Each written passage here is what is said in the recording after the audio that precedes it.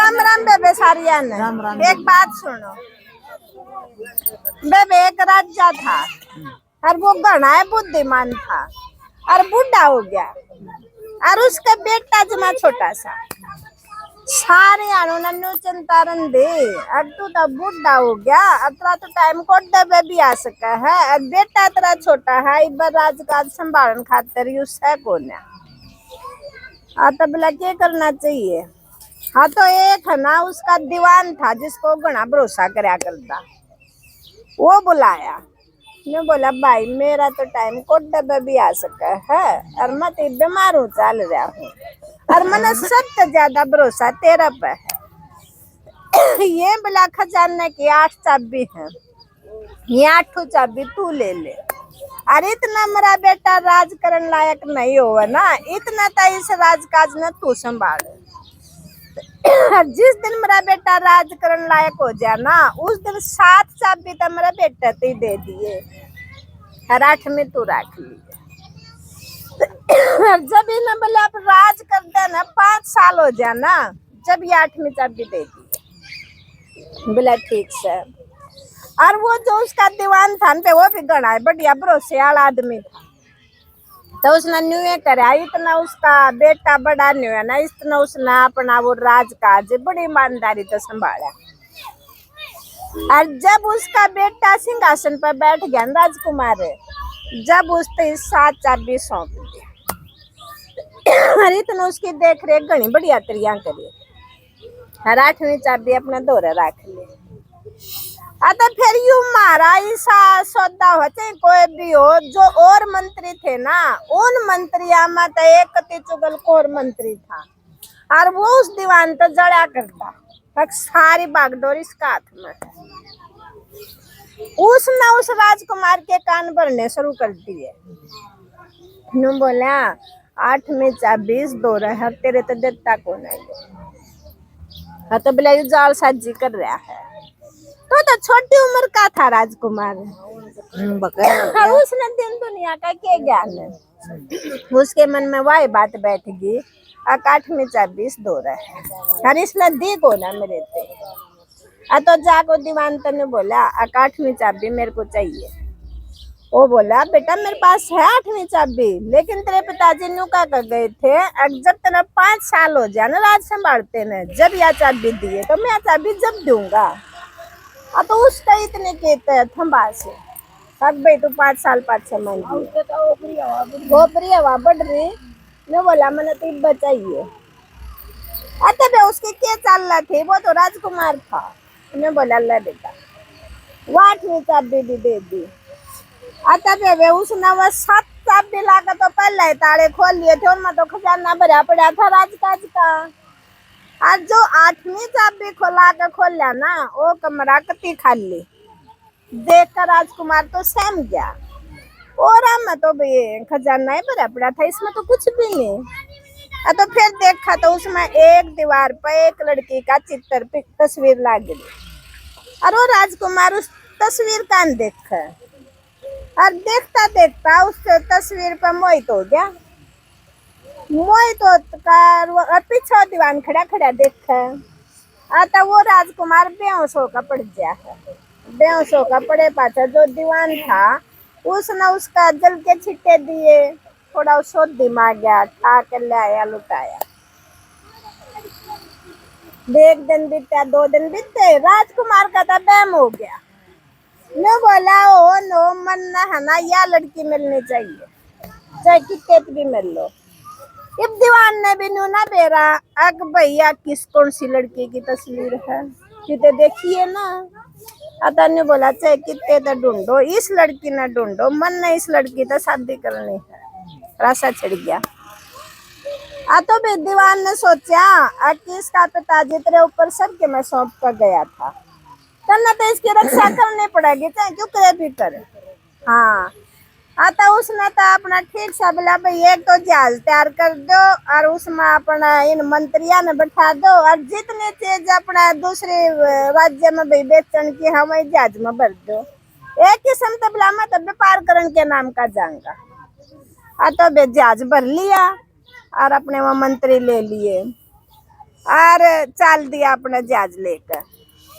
और जड़ा भी बंदर का पे जहाज रुका न उड़े हुआ उस लड़के की फोटो दिखा मैं।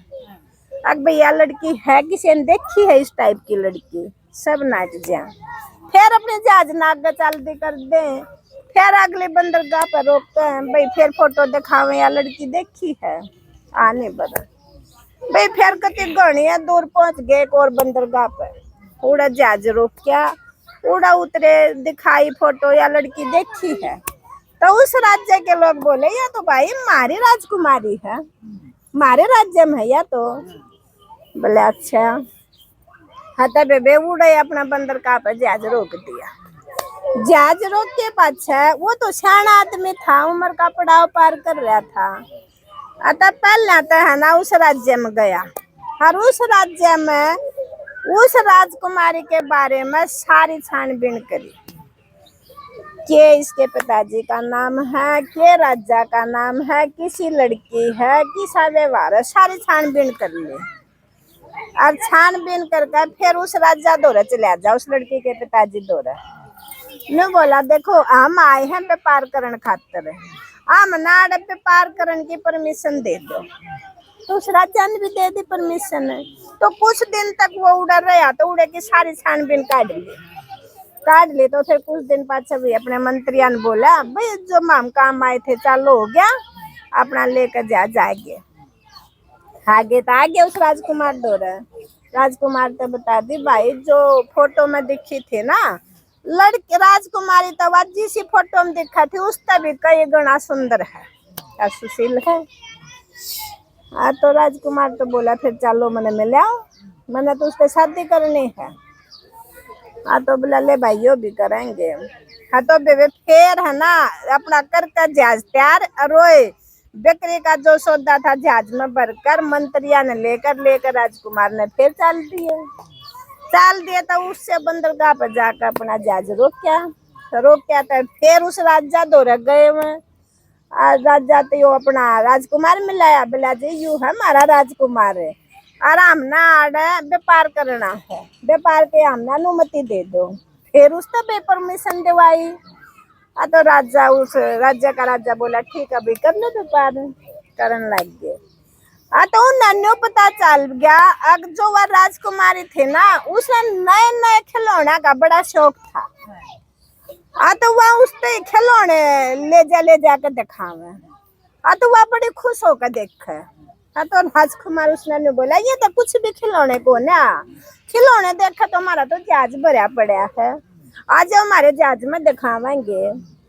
तो वह राजकुमारी अपनी दासियां गेला उसके जहाज में आएगी, और उसके जहाज में आकर उन्हें से बढ़िया बढ़िया खिलौने दिखाए उसने, वह भी खुश होगी। और सारे भाई थे उस ताक में, वह तो उस जहाज में चढ़ गए। जहाज में बेबे चढ़ते हैं और उसके जहाज के लंगर काट दिए, अपने जहाज बंदरगाह छोड़ दी, चाल पड़ा था। इस बात की भनक उन थी ने राजकुमारी नरदासिया ने, उनने सोचा थारा तो अपहरण कर लिया, वहां तो बालागी मचाने। तो जब वो जहाज बीच में आ लिया ना, जब उस राजकुमार ने समझाई ने बोला है तो मचान की कोई जरूरत नहीं, मैं तेरे तो मिलन खातर 7 समुद्र पार करके आया हूँ। और देखियो तेरा फोटो रहा, मैं इस फोटो ने देख कर पहुंचा था, और मैं तेरे ते शादी करना चाहूँ, डरन की कोई जरूरत नहीं।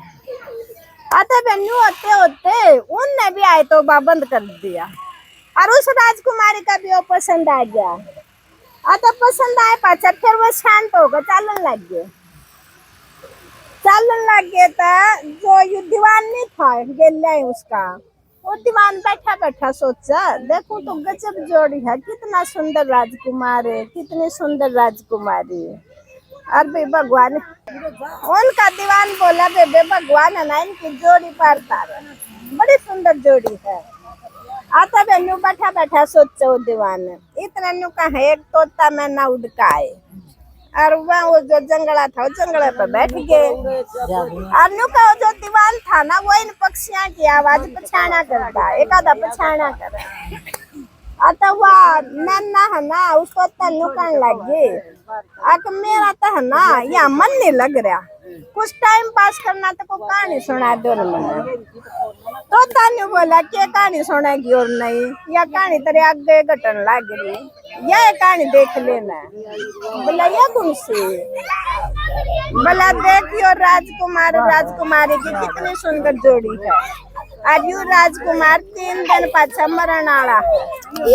हाँ तोता बोला मैं नाते यो राजकुमार 3 दिन पाछा मरण आला है। हाँ तो बेबे मैं नानू सोची आए इसका शादी होने तो पहले सुहा गुजर जाएगा 3 दिन में, यह तो बेचारी पहले विधवा हो जाएगी। अतः नहीं बोली इसका कोई उपाय नहीं है। बोला उपाय है। बोला क्यों कर मरेगा पहले तो नहीं बताओ।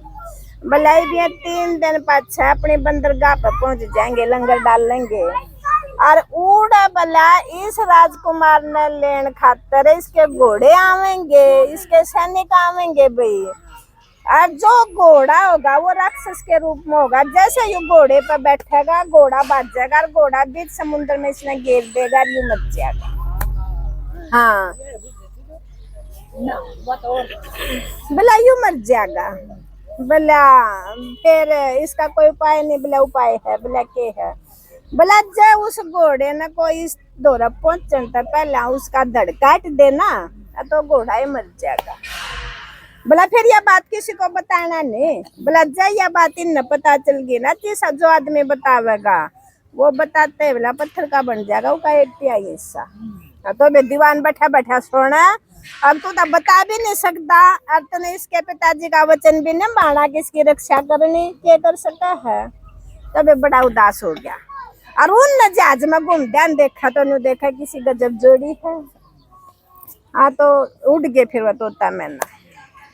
अगला दिन फिर आए मैं तोता मैना आए तो फिर वह कहने लगी रो दीवान उनकी बात में अकीन का तो एक शब्द ना सुने नहीं जानते। हाँ वो बड़ा कान ला कर सुने। हाँ तो बोला वह बोली मैं नाते जय इसमें को उस घोड़े तो बचा दे फिर तो ये शांति तो जीवेंगे ना। ने बोला ना फिर भी शांति नहीं है। बोला फिर जब इनकी शादी होगी ना अतः शादी में ना इसने एक सोने की तस्करी दिखेगी इस राजकुमार ने और जो पंडित फेरे नहीं करवाया करें यूं पंडिता तो दान देन खातर उस तस्करी की ओट बनवावेगा उसी और उस तस्करी पर जहर लाग रहा होगा और वो जहर इसके हाथ थाम आकर इसका चढ़ जाएगा। हाँ अतः फिर यूं मरेगा। बोला इसका उपाय? बोला उपाय यो है उस तस्करी ने कोई इस पहला उठा कर फेंक देता यू बच जाएगा। बोला फिर पता नहीं चलना चाहिए जो बता देगा वही बोला पत्थर का बन जाएगा। हाँ तो फिर भी सुन ली उड़ गए फिर वह। फिर तीसरा दिन की फिर बात फिर आगे वो तो फिर बैठा न बोले अच्छा जब 2 जगह तो बच्चे देते फिर जी जाएगा एक ही शांति करेंगे। बोला ना एक और आवेगी समस्या। बोला के? बोला जब इनकी शादी हो लेगी ना जब ये अपना कमरा में जाएंगे ऊपर छात में तो एक सांप निकलेगा और वो सांप अपने मुंह में तो एक बूंद जहर की इसके गाल पे गिरेगा राजकुमारी के ऊपर और बोला यू राजकुमार चुमेगा चुमते हो जहर जाएगा यू मरेगा। बोला जहर न और कोई चूम लेगा तो बोला यू बच जा और बोला जो चुम्मे पाछा उस आधा कटोरा दूध पी लेगा तो वो भी बच जाएगा। फिर बोला इनको पता नहीं चलना चाहिए। बे दीवान तो इतना बुरे चिंता में हो गया तू बता भी नहीं सकता और यू तो मरेगा और मर गए राजकाज खत्म और भाई बूढ़ा तू भी हो लिया बच्चा आ जाते क्यों कर बच्चा आ जाए और सीधे सीधे बात इस राजकुमार का कुछ समझ में भी नहीं आवे। हाँ आता उड़े तो वह चाल पड़े तब वो 3 दिन पाछा लंगर डाल दिया और आए उसके तक घोड़े पर जैसे इसने बैठाने लग गया राजकुमार ने स्वागत खातर उस दीवान ने तो लेकर तलवार और घोड़े की धड़ काट दी। वो तो बच गया लेकिन राजकुमार को गुस्सा हो गया इसने तो मेरा स्वागत करण कौन दिया। उसके मन में घृणा होगी कि यू तो सचमुच में जड़ा है। हाँ आता और वो नहीं सोच रहा चाहे कुछ भी हो मन नहीं हो बचाना है। हाँ आता उड़े तो बचका लिकड़ गए उड़े तो बचका लिकड़े पाछा तेरा पड़ा शादी थी शादी में वो जब उनका शादी होने लग गई ना, वहाँ पंडित अपना उनके फेरे फेरे कराने लग गए। उन्हें तो वही सोने की तस्वीर देखी और ने बोला भाई इसी तस्वीर और भी बनवाओ, जितने पंडित है मन दान में देनी है। वह उसके हाथ में छूनते पहले और इसने पहले लेकर फेंक कूड़ा। फिर राजकुमार का गुस्सा आया, कूड़ा अटकल डाल इसने घोड़े पे नहीं आने दिया। अरे मैं देना चाहती है अभी छीन दी। हाँ कभी दुश्मन हो गया और गणा फूट कर को ना कवा क्यों तेरे बाप का बचपन का सलाहकार है। हाँ गला फूट कर कौन का भीतर भीतर दर्द बहुत बढ़ गया। शादी होगी, शादी होने पाछा वो दीवान फंस गया। ने बोला ये अपना कमरा में जाएंगे, तू छुप कर बैठेगा तेनू का तेरा काम के था। हाँ आता बोला फिर भी देखी जाएगी। राजकुमार वो दीवान तो उन तक पहले उनका कमरा में बैठ गया और पर्दा पाछा छप गया। हाँ और मैं लौटे ना देखा भाई उड़े तो एक सांप आया और उसने जहर छोड़ दिया और उसके गाल पान पड़ा। अरे दीवान ने तो जान दे बेबे वो जहर चुम्या और आधा कटोरा दूध का पी लिया और दूध पीन दे और राजकुमारी की आंख खुल गई। राजकुमारी ने सोचा यू आड़े के कर था, इसने तेरा गाल क्यों चुम्या, वो और भी ज्यादा दुश्मन हो गया। अतः राजकुमार उठा बे उसने घना गुस्सा आ गया। ने बोला इसने तो हदे पार कर दी, जब यू हमारे बेडरूम में भी आ गया और इसका आगे क्या करेगा। ने बोला इन्हें जेल में ले जाओ और तड़के फांसी तोड़ना। जेल में बंद कर दिया और अगला दिन बोला भाई इसने अपना फांसी तोड़ दो। लेकिन वही बात है बोला फांसी तोड़ने तो पहले न्यू पूछा कर भाई तेरी कोई आखिरी इच्छा होता है। आता उसने पूछने लगे भाई बता तेरी कोई आखिरी इच्छा होता है। न्यू बोला मेरी एक आखिरी इच्छा, मैंने एक बार राजकुमार से बात करनी है। लेकिन राजकुमार मना नहीं कर सका था, फिर भी उसके मन में नू आवा था अब जब तेरे राजकाज में इसने शुरू में इतनी मदद करी तेरे पिताजी की तो बात तो मैं सुनूंगा एक बार। आया नू बोला राजकुमार आपने इतना बड़ा गुनाह क्यों करा। तो जब वो बताने लगा ना बोला मैंने फांसी तो टूटना है, ये मैं चाहे पत्थर का बनू चाहे मैं लोहे का बनू।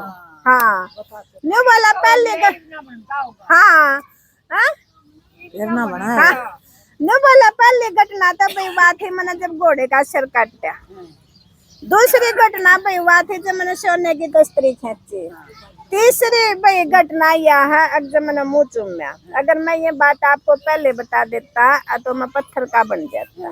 दोनों का जुकर जुकर बताता गया, पहली बात बताई तो आड़े तक का पत्थर बन गया, दूसरी बात बताई छाती तक का बन गया, तीसरी बताते बताते पूरा पत्थर का बन गया। अतः उस राजकुमार ने इतना पश्चाताप हो गया कि इसने 3 बजान बचाई और तने इसके लिए क्या करा। अतः फिर तो उसने है ना अपने आप ने माफ करने का कोई तरीका ही ना पावे, लेकिन उसकी मूर्ति बनवा कर अपने बगीचे में रखवा ली और जो भी उसका शुभ काम हुआ ना पहले उस मूर्ति दौरा जाकर हाथ पैर जोड़े। तो कुछ दिन पाछा उस राजकुमार का लड़का हो गया है। तो वो हमें हर साल अपने बेटे ने उस मूर्ति दौरा लेके जावे और उस मूर्ति दौरा लेकर जाकर अपने बेटे ने उस मूर्ति के बारे में बतावे।